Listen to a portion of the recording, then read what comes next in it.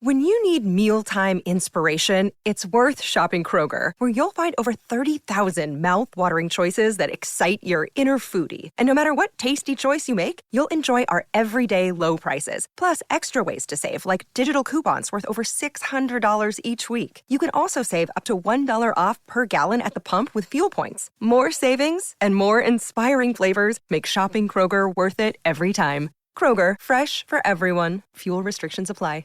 Sports Social, now on the Sports Social Podcast Network. Want to beat your mates at fantasy football this season? Why not join us at Fantasy Football Scout, the home of fantasy football? We're one of the leading fantasy football sites in the world. We have tons of expert daily content available for everyone, from new players to seasoned experts. Join us today by subscribing to our podcast for free. Just search Fantasy Football Scout. Don't let Brian win the mini-league again. Thanks for choosing this free Anfield Index podcast. If you'd prefer to listen to this or any of our other shows without adverts, then now's the time to check out Anfield Index Pro. With AI Pro, you can supercharge your entire listening experience. You'll not only get all of our podcasts without the ads, but you'll have them far faster with our Quick Publish feature available exclusively for subscribers. AI Pro also puts you in the heart of our sound studio, with an option to listen to many of our shows live and interact with the podcasters in real time as the shows are recording. Upgrading couldn't be easier. AI Pro is available on all popular podcast platforms. Just head on over to AnfieldIndexPro.com and get started today. Hello and welcome to the Daily Red, your lunchtime catch-up on all things Liverpool FC on a Thursday on which it looks like we're edging towards a deal for Georgi Mamardashvili. It would be a Naby Keita type of deal where we would agree now to buy him in 12 months, and in the interim, he would spend that 12 months on loan at Bournemouth. Now, it's not lost on me that Richard Hughes is potentially signing a player for Bournemouth before he signs a player for Liverpool, but I still think it's an outstanding deal for us to get him locked in at a very, very reasonable price. We can assess in 12 months whether or not he's going to come in and be the starter or whether Alisson is going to stay another year. But this is really good succession planning, and getting him a season in the Premier League will be very, very valuable. And you'll be going to a team with a young defence where he's probably going to be quite busy. Like, there'll be a good mid-table team, will Bournemouth, but two young centre-backs likely to start in front of him in Zabarni and Huijsen, a young left-back in Kirkez, bit of a rotating cast in midfield, a lot dependent on Tyler Adams' fitness. Young players will make mistakes. Midfields that don't have sort of consistency in the pairing will have issues. So I could see him being quite busy there, which is good. It will get him used to the tempo, the frequency of shots faced in the Premier League, and should be a really good training ground for him. Also an excellent manager there in Iraola, which you would hope there'll be work put in with regards to playing out from the back and getting him a bit more comfortable with his feet, something he was when he was at Dinamo Tbilisi, that's been eradicated from his game in much of the kick and rush that he's been involved in at Valencia. So it looks like that one will get done. It doesn't sound like they're a million miles away on the price. And I would assume everybody ends up happy in that regard, because Bournemouth will pay a loan fee to Valencia, which should make up any sort of shortfall in the fee they might have wanted versus the fee they'll get from us. So allegedly they originally wanted 40 million. Now it looks like they're willing to take 35. Seemingly we're offering 30 plus 5. I assume it'll just get done, and that will be that. Another deal that looks like it is going to get done is Bobby Clark going to Red Bull Salzburg for a fee in the region of 10 million.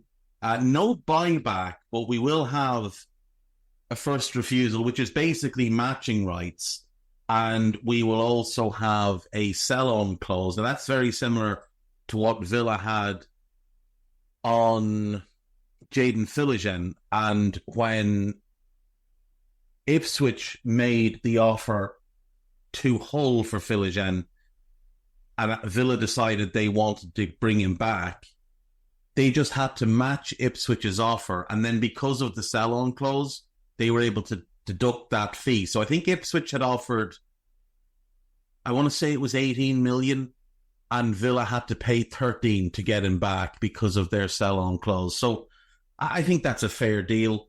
By the sounds of things, that one should get done in the next couple of days. We paid about $1 million for Bobby Clark, so it's a 9 million profit. So 9 million there. You'd look at, obviously, the Carvalho deal we've made a really good profit on. We've done well off the sell-on clause for Solanke. We've also brought in money this summer for the sell-on clause for Camille Grabara, who moved from Copenhagen to Wolfsburg. I think we earned a few million, 3 or 4 million off that one. There's another one as well, Luis Alberto. We had a sell-on clause in his deal as well when he went to Lazio. And, I mean, it's a long time ago now since we sold him, 2016.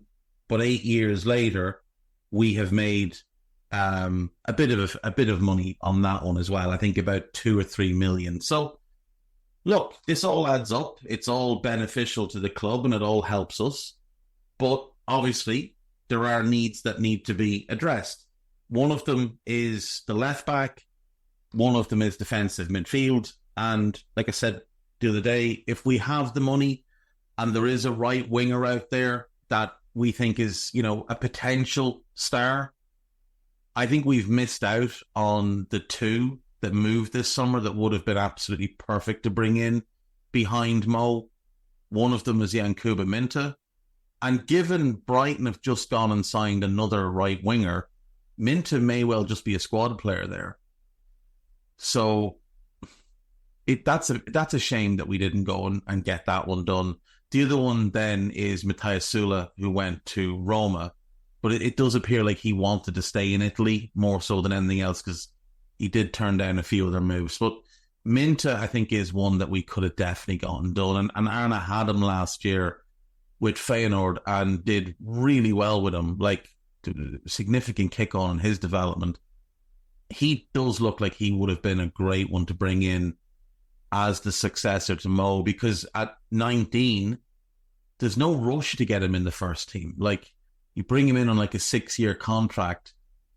If you can extend Mo and he stays 3 years, Minta's still only 22, but he'll be 22 with 3 years in this system, 4 years in the system, because he had last year, 3 years at the club.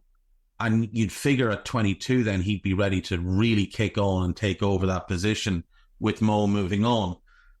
A lot of talk about the contracts. Again, Paul Gorst with absolutely no insight into them, but words because, why not? Like these don't need to be done until September, October. There's no panic. We're not losing anything by not getting it done now, other than time, but we still have plenty of time. And I get that people are frustrated, but the frustration has been aimed at the wrong people. Ask yourself the question of why, when Edwards and Hughes took over this summer, why were 3 of the best players at the club down to 1 year remaining? How was that allowed to happen? That's the real question to ask. How was that allowed to happen? No real links on the left back thing. David Lynch mentioned Aït-Nouri on, I think it was Anfield Agenda he was on. He's talked about Aït-Nouri a few times this summer. And I do love Aït-Nouri. I do think he's very, very good. I think he's exceptional on the ball. And he's a really good defender when he's locked in. We've seen him shut down Mo multiple times. I just don't know that Wolves will sell given they've already sold Max Kilman and Pedro Neto this summer. And his contract is until 2026 with a club option for a further year. So really and truly, he's got 3 years left on his deal. He doesn't really have, in mid-August, any kind of scope to push his way out or to demand a transfer. It's just not something that's a possibility for him at this stage. So I don't think it's going to be him. I don't think he's the right profile. If the type of defensive midfielder we need, or we're looking for rather, is that ball player, then you've got to have a defensive left back. You've got to have more solidity. You can't just play Ibu and Virgil or Kwanzaa and Virgil and, and hope and pray and send everybody else into attack, especially with Alexis as the other one in that double pivot. I think if you're going to play with two attacking fullbacks, obviously we will have Trent plus one. You have to have two defensive-minded midfielders in there like we used to have with Fabinho and Gini. If you've got Alexis there, forgetting who the 6 is, if you've got Alexis there, I think one of the fullbacks has to be defensive-minded. So I am hopeful something will get done. There is, rumours swirling in Germany about Hincapié being available, wanting to leave Leverkusen. So I'd be hopeful we look at him. There's reports in the Portuguese press again about Goncalo Inacio. He's one that's been linked. I think he would make a lot of sense. Again, positionally he fits. Stylistically he fits. He is an elite passer of the ball. If you had him and Trent as the fullbacks, there's not a better pair of ball-playing fullbacks anywhere in the world. You add in Virgil's passing ability, Alexis's creativity, and then whoever that 6 is, and all of a sudden our deep progression is just going to be off the charts. And Inacio is a good defender. He's not an elite defender. He's not Hincapié level as a defender, but he is a good defender. And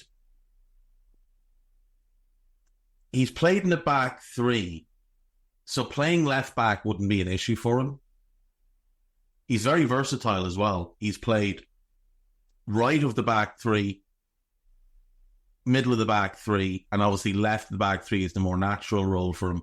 He's also played as a left back, as a wing back, and as a defensive midfielder. Now, I don't think we'd sign him to play defensive midfield at all.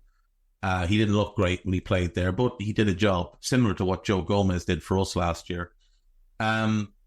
So Inacio is definitely one that would make sense if we went and we got him. He's got a buyout clause, so it's a deal that can be done.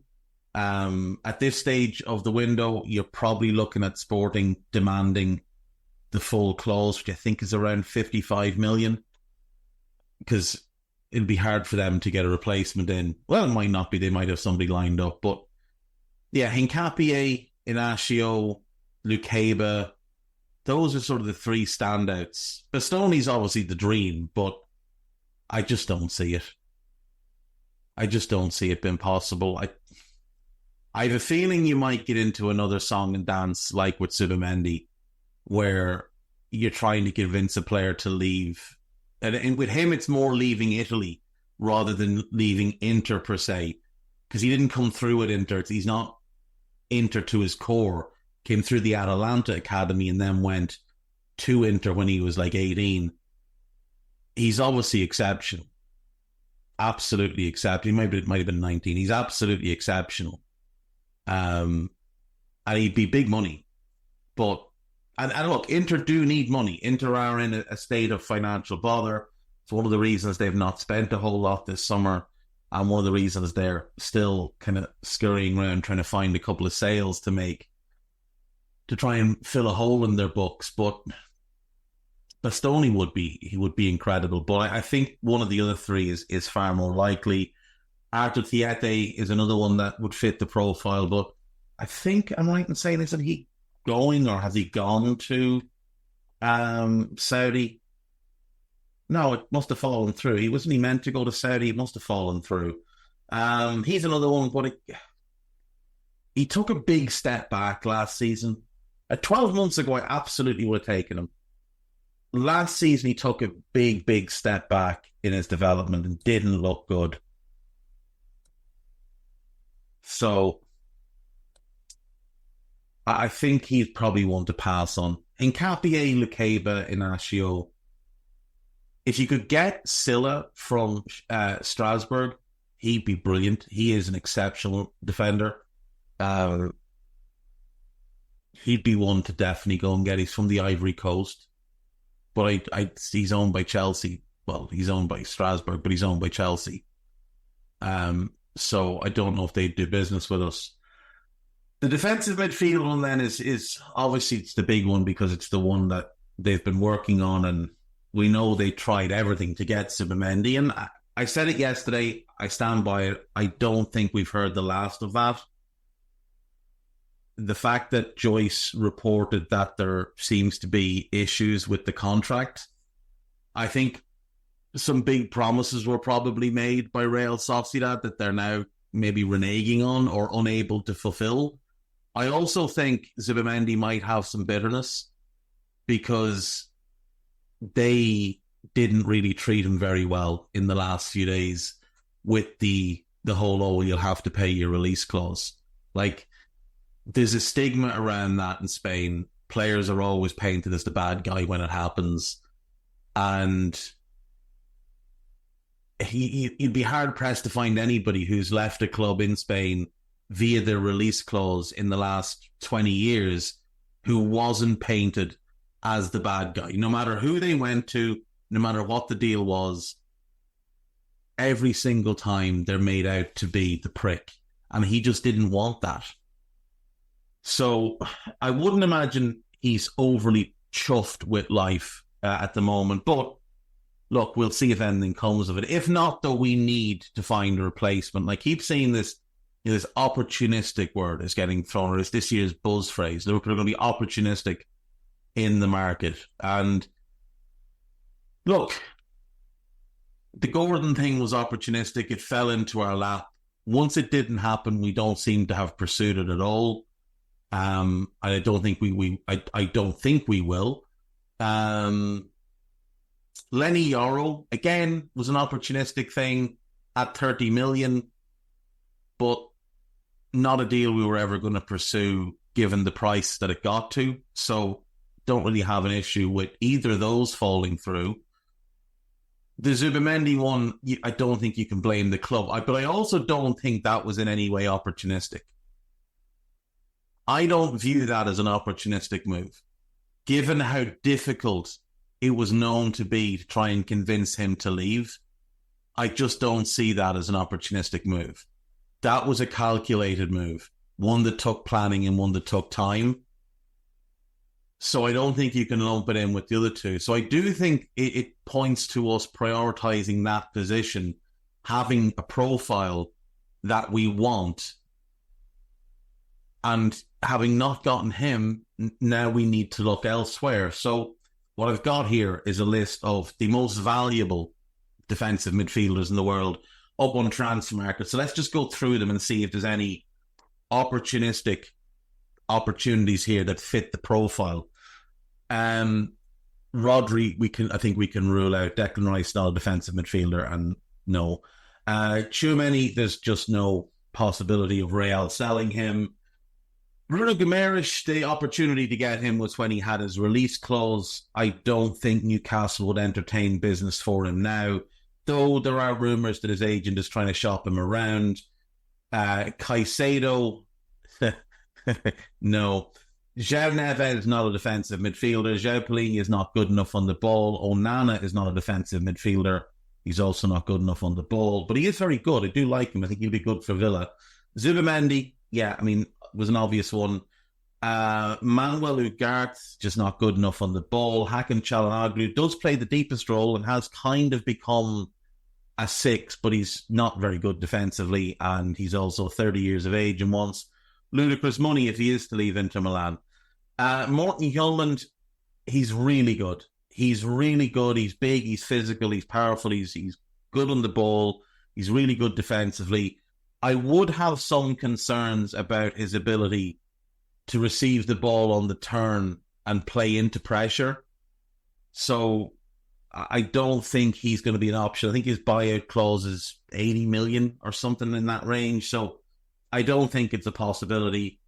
But I would love him. Like, if we got him, I would be very happy. I just think it would have to alter slightly what Arne wants from that role. Sandro Tonali isn't really a defensive midfielder, but he is. He's not a 6. He's more of a box-to-box player. He's also coming back off a gambling ban. Boubacar Kamara probably would have been very high on our list, but he's out with a torn ACL, which is just unfortunate. Alan Varela. Alan Varela ticks pretty much every box that Martin Zubimendi ticks, except he's better defensively. He's not quite as good on the ball, but he's also, 2 years younger with plenty more room to grow, and he is very good on the ball, but he's significantly better defensively than Zubimendi. Romeo Lavia, I would take Lavia in a heartbeat. I really would. I do think his skill set is exactly what we're looking for, but there's obviously no possibility. Czech Doucouré is a really interesting one. We should have gone for him last year. The minute the Caicedo deal fell through, we should have pivoted to Czech Doucouré. But he's coming off a torn Achilles, so I just don't think we'll do that now. Yves Bissouma is a good player. He's just been suspended for a game by his own club for being caught inhaling laughing gas or something. Like, he's just an idiot. Edson Alvarez is not good enough on the ball. Ruben Neves is very good on the ball, but he plays in Saudi. He's very slow and he's not elite defensively. Now, neither is Zubimendi, but I think Zubimendi is a better defensive player than Neves, but Neves is very slow. He's a great passer of the ball, though.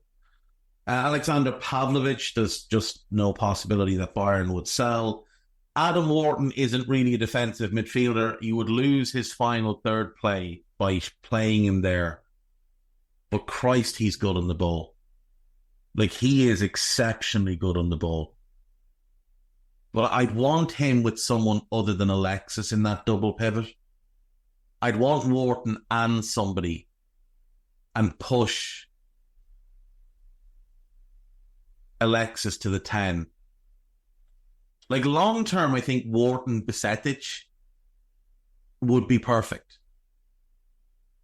Wharton Archie Gray was the midfield I would have liked, but long term. But Wharton Bisetic could work really, really well.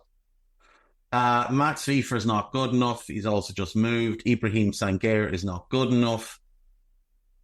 Ishmael Benacer is really good. I just think him and Alexis will be a very small midfield. Thomas Souček is not good enough. The Neo of Nottingham Forest I would absolutely take. Now, is he good enough on the ball is the question. He's not Fabinho defensively. He's much more of a Ginny defensively. He's an exceptionally good athlete. He's really, really smart. When he played for Palmeiras, he did play as a 6. I don't know that he's quite what we're looking for, but I would absolutely take him without a second thought. Jody Shelton's not good enough. Manuel Locatelli is an interesting one. Now, I wouldn't buy him, ideally, but I would absolutely loan him for a year with an option to buy. However, there are reports that he's available for £20 million. And at that price, I think you could buy him and still be in a position to go and buy whoever it is you want next summer and have him as a squad player, because he can play the 6 or he can play next to the 6. He's very good on the ball. He is good defensively. 26 years of age. He's 6'1". He's got decent pace about him. He's got mobility. And I know he's a little bit inconsistent, but that's part of why he's available.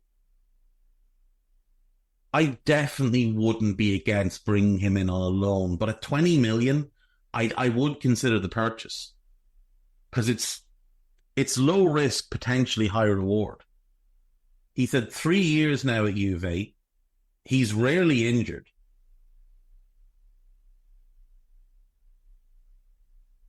And with Juve bringing in Douglas Luiz, Kefren Turam, and looking like they'll bring in Town Koopmeiners, he's likely the one that gets squeezed out, which is why he's potentially available on the cheap. And they've also got Fabio Moretti there. They've got Nicolo Fagioli there. So he might just be the one that gets squeezed out. He is the one that gets squeezed out. When you need mealtime inspiration, it's worth shopping Kroger, where you'll find over 30,000 mouth-watering choices that excite your inner foodie. And no matter what tasty choice you make, you'll enjoy our everyday low prices, plus extra ways to save, like digital coupons worth over $600 each week. You can also save up to $1 off per gallon at the pump with fuel points. More savings and more inspiring flavors make shopping Kroger worth it every time. Kroger, fresh for everyone. Fuel restrictions apply. I don't need a VPN, I've got nothing to hide. Ha! This is what I used to tell myself before I hooked up with LibertyShield.com. Not only is my home internet now fully encrypted, but I can now access all the websites I want, whenever I want, and do so from absolutely anywhere. As a Liverpool fan, I love to know I can now watch every match, regardless of whether it's on UK TV or not. My Liberty Shield VPN makes sure nothing is blocked and guarantees me super fast streaming speed throughout that match. You can get connected right now with their software package, which includes a 48-hour no-obligation free trial and instant access to their apps for Apple, Android, Fire TV, PC, Mac and Android TV. Or go a step further like I have and get one of their pre-configured VPN routers. These small but powerful devices allow you to easily connect every device in your home to VPN, making it the perfect solution for smart TVs, Mac boxes, and games consoles. Visit LibertyShield.com today and use coupon code AIVPN25 to get 25% off at checkout. I think he would make sense for us. Just as almost as a stopgap, a cheap, affordable stopgap. Stanislav Lobotka, 29, we're not going to do that. Andre is not a defensive midfielder. He's also dog slow. Ogachoku is not good enough on the ball. Johnny Cardoso is really interesting. And if we were signing two and he was going to be a backup that we could develop, I would absolutely say go and get Johnny Cardoso. But as a starter, no. He's just not ready. He's not at that level. Calvin Phillips, if worst came to the worst, I would take him, but I think he's going to Ipswich. So that's a good move for everybody involved. Zakari is not good enough on the ball. Fabinho's legs have gone. Carlos Baliba is another interesting one. Obviously moved to Brighton last summer to replace Caicedo. Had an up and down first season. He was a teenager. He's just turned 20. There's an enormous amount of upside with him. Like, enormous potential. I would take him. I wouldn't pay extortionate amounts for him, but he's 20 with huge potential. I would pay a big fee for him. James Garner's not good enough. Samuel Ricci is interesting. He does fit the profile. He's not the most physical player in the world, but he is good positionally. Very, very good on the ball. Pepelu's a box-to-box midfielder. I also don't think he's good enough. Sofian Amrabat's as an emergency break glass, yeah, maybe, but you'd want to be down bad to do it. Vitaly Yalz is an interesting one. He doesn't really play as a defensive midfielder, but he came through as a defensive midfielder, and he's kind of played box-to-box and left back and right back and all over the place for Brentford. He's good on the ball. Don't think he's quite good enough for us. Mo Kamara has just moved to the Middle East. Angelo Stiller is a very good ball player. He's not good. He's not a defensive midfielder. He needs a defensive midfielder next to him to have, real success and to be able to do the things that he's good at. I do like him as a player, but I think a midfield of him and Alexis is a little bit slow and a little bit soft. So it would be a pass on that one for me. I just don't think that's the right move for us. if we went and we bought him, you wouldn't be upset. But I still think you'd be going into next summer needing a defensive midfielder. And like, there's a reason Yannick Keitel is gone to Stuttgart this year to go in and be one of the options alongside him. But his partner in midfield last year at the Karazor is the defensive midfielder at Stuttgart. He is the one that does the dog work, the defensive work, the breaking up of play. So Stiller does what we want Alexis to do. Now, again, you could buy Stiller, put Alexis in the 10. You still need that defensive midfielder. Florentino Luis, the idea of him is better than the reality of him. The truth of it with Florentino Luis is that if we look at his career, he broke into the Benfica team and he looked like the next N'Golo Kante. He looked like a genuine monster. But it was a half a season. He struggled the next year. Then he got loaned to Monaco. It was a disaster. Then he got loaned to Getafe with a very low buy option. And they decided not to keep him. Like, for £8 million, they could have bought him, and they decided not to. He went back to Benfica. He had an unbelievable 6 months next to Enzo Fernandez. He was brilliant next to Enzo. And in the 18 months since, he hasn't been nearly as good. He's basically had 2 great 6-month periods in his career. And he's had a 6-year career thus far. And aside from that, he just hasn't been able to consistently play well. Some of it's injuries, but yeah, pass on him. Guido Rodriguez would have been a decent kind of, free transfer pickup. He's a solid player, but he's gone to West Ham. Jefferson Lerma is not good enough. Brian Cristante is not good enough. Granit Xhaka is not a defensive midfielder. The ghost of Casemiro, obviously hard pass. Christian Aslani of Inter would be worth considering. Again, he's someone that is probably more suited to that Alexis role than the 6 role, but he has played as a 6 quite a bit, and he is a good player. Nicola Rovella, not for me. Billy Gilmore, definitely not. Thomas Partey, the worst set of lads. Højbjerg is gone to Marseille and would be a no anyway. Norgard, Christian Norgard, I mean, no, just no. Robert Andrich is a no. Jack Hinchell is not a defensive midfielder. Ethan Ampadu would be in the same class for me as Johnny Cardoso. If we wanted to buy 2, bring one in and bring one in as a starter and one as a squad player, Ampadu would make sense as a squad player. He could tide you over for 12 months. He is a good player. But I think if we bought our defensive midfielder from the Championship, it might cause people to have strokes. Indeed, he's not good enough on the ball. Brozovic is well past his best. Gabriel Mascardo is one we should have bought. He is only 18, but he's someone we should have bought. He's going to be very, very good. Enda Ishime of Nice. I really like him. I would take him without question. Oliver Skip is a no.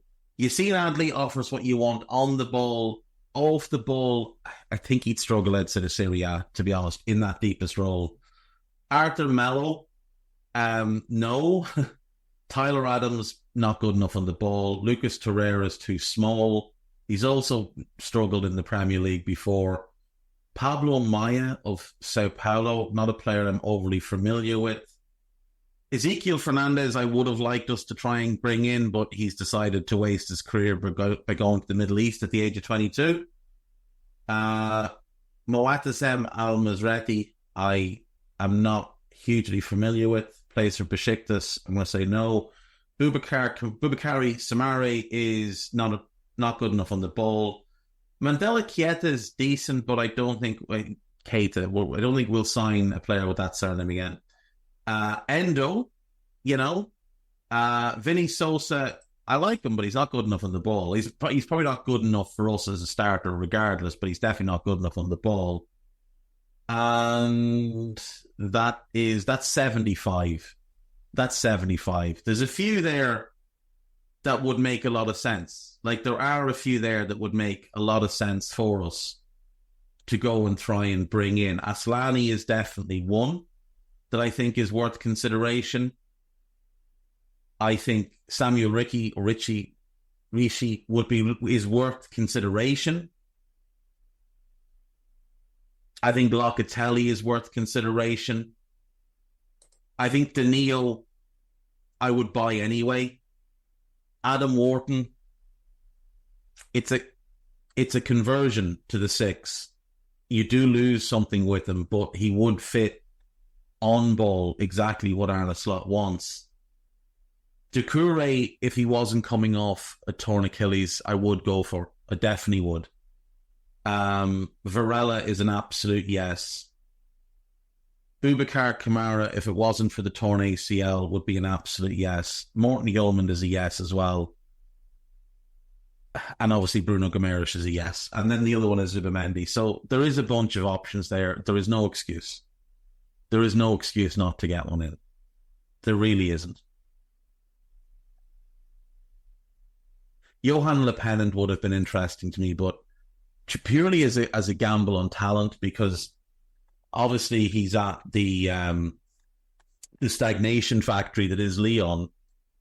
He is uber talented, but things have kind of stalled for him at Lyon.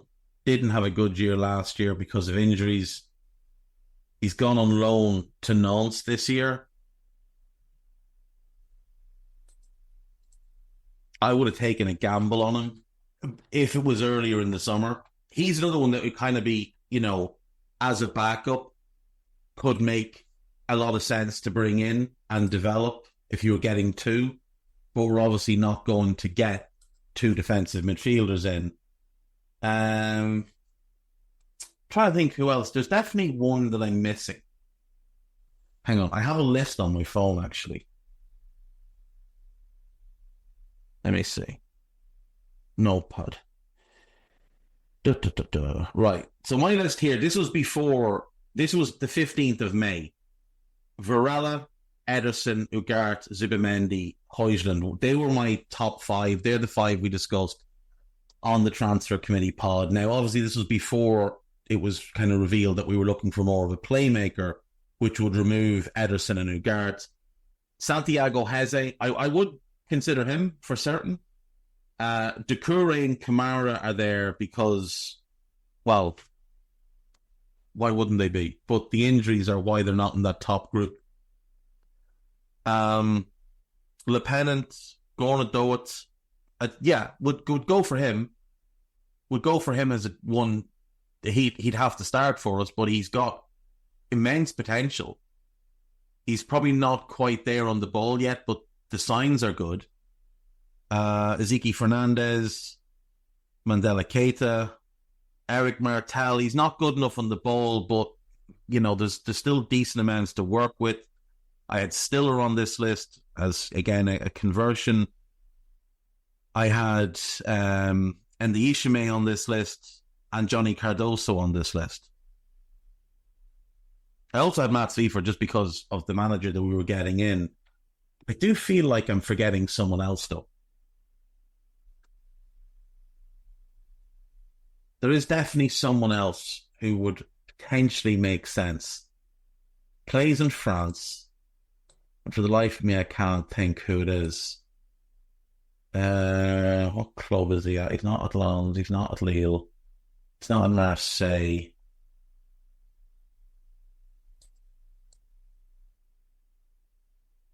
That's very annoying. Was he at, he's not at Montpellier, is he?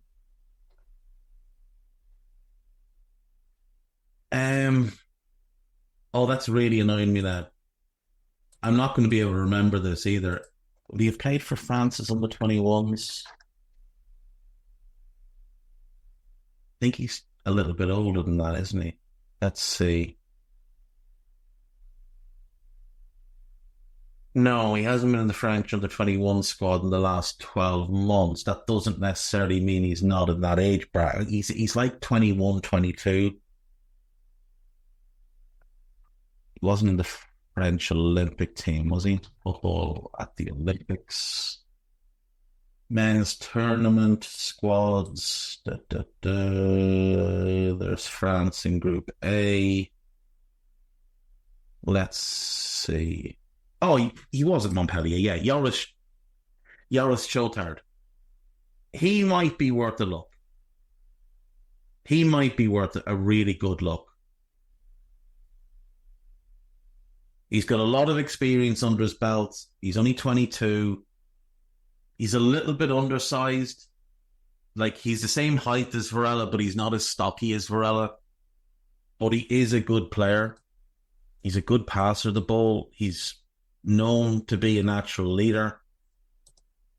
Someone that organises and talks. He's the one to add to the list.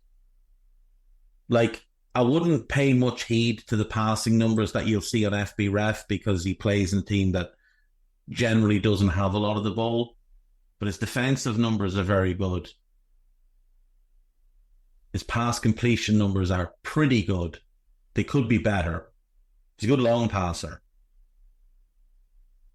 But they just don't have enough of the ball to really allow him to show what he's capable of. But yeah, add him to the list of people that are worth a look. Right, there's plenty on This Is Anfield, Liverpool.com, Anfield Watch, and Dave O.C. Kopp. Dave O.C. Kopp should have given his site a better name. Like, I know Dave O.C. Kopp was his Twitter handle, but he should have gone with a different name for the website because it just doesn't roll off the tongue like, you know, This Is Anfield or Anfield Index.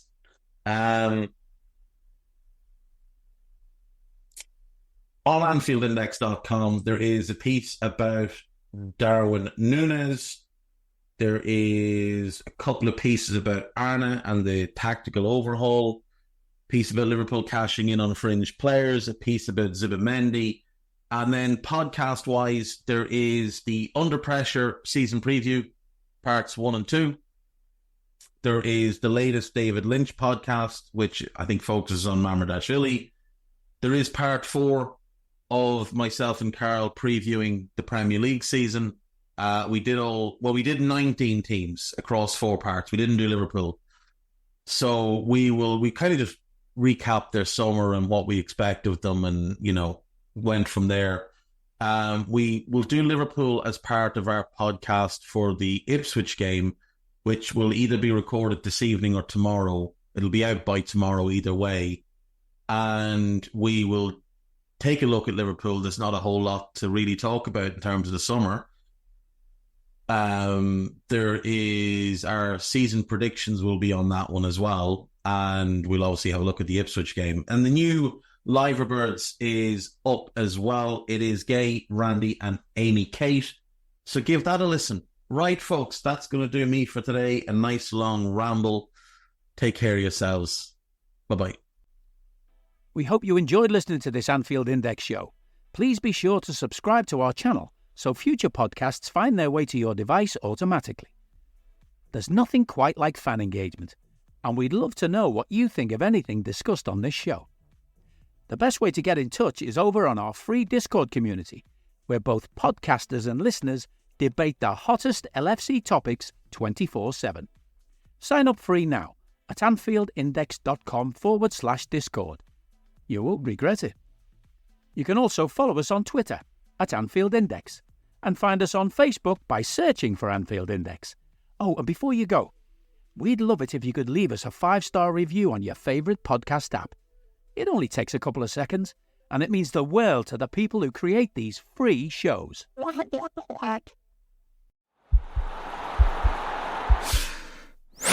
This podcast is part of the Sports Social Podcast Network.